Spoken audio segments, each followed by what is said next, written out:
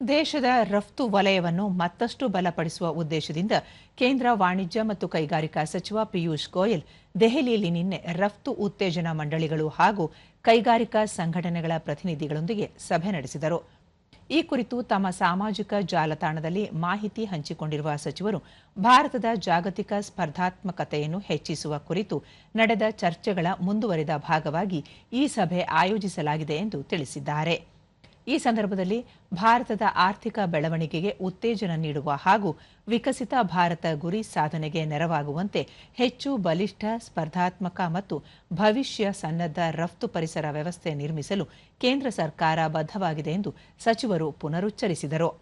ಸಭೆಯಲ್ಲಿ ಮುಕ್ತ ವ್ಯಾಪಾರ ಒಪ್ಪಂದಗಳ ಪರಿಣಾಮಕಾರಿ ಬಳಕೆ, ಗುಣಮಟ್ಟ ಆಧಾರಿತ ರಫ್ತಿನ ಮೂಲಕ ಬ್ರ್ಯಾಂಡ್ ಇಂಡಿಯಾ ಅಭಿಯಾನಕ್ಕೆ ಉತ್ತೇಜನ, ಲಾಜಿಸ್ಟಿಕ್ಸ್ ಮತ್ತು ವ್ಯಾಪಾರ ಸುಗಮೀಕರಣ, ಹೊಸ ಮಾರುಕಟ್ಟೆಗಳಿಗೆ ಪ್ರವೇಶ ವಿಸ್ತರಣೆ ಹಾಗೂ ಸೂಕ್ಷ್ಮ, ಸಣ್ಣ ಮತ್ತು ಮಧ್ಯಮ ಕೈಗಾರಿಕೆಗಳು ಮತ್ತು ಹೊಸ ರಫ್ತುದಾರರಿಗೆ ಹೆಚ್ಚಿನ ಅವಕಾಶಗಳನ್ನು ಸೃಷ್ಟಿಸುವ ಕುರಿತು ಸಮಗ್ರ ಚರ್ಚೆ ನಡೆಯಿತು.